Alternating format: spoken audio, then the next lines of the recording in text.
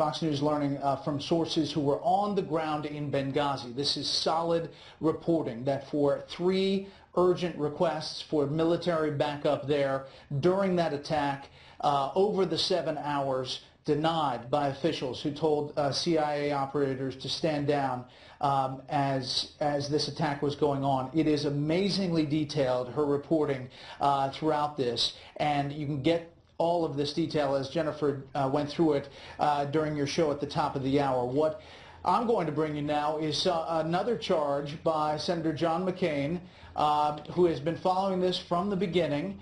And he follows Defense Secretary Leon Panetta, who, as you know, at the Pentagon said that the reason there was not a clear enough picture on the ground what was occurring to send help, and that the military didn't believe they knew what the situation was to get troops on the ground. Senator McCain says that's not the case. Senator McCain says that there was not an alert status for troops around the region.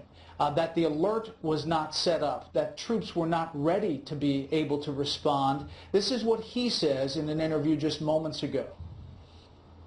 After 3 weeks of investigation, we have concluded that there was no way that the military could have intervened because they were not ready, they were not prepared, and there was no alert of any kind that would have enabled them to reach a state of readiness that they could have intervened. They could not have intervened in that 7-hour period because they were not in a state of readiness, and that is the reason why they didn't intervene, in my view. And so, in other words, there were forces there, but they weren't at a state of readiness that could get them there to respond quick enough. There are forces all over the Mediterranean and Europe.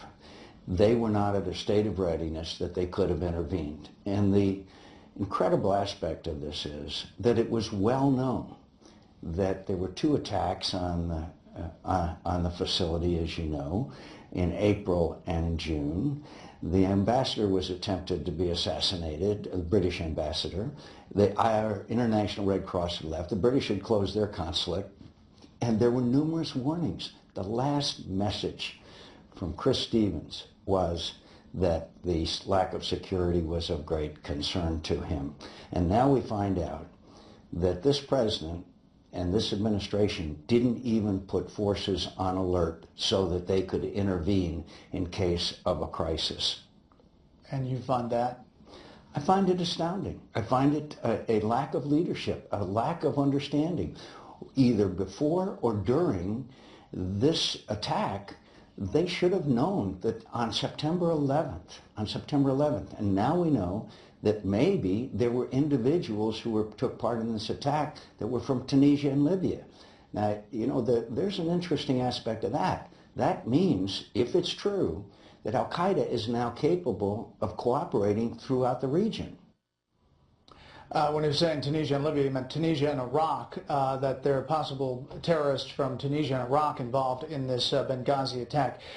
Jennifer's reporting is that a special operations team, commanders and extremists operating in Central Europe, had been moved to Sigonella Air Base, but they were told to stand down, actually, and that a second force specializing in counterterrorism rescues was on hand as well at Sigonella. There was a team that moved in from Tripoli, but they were held up for some 45 minutes in Benghazi, did not make it in time to intervene or rescue the 2 former Navy SEALs. This is all developing, I mean, minute by minute, and we are covering every moment of this.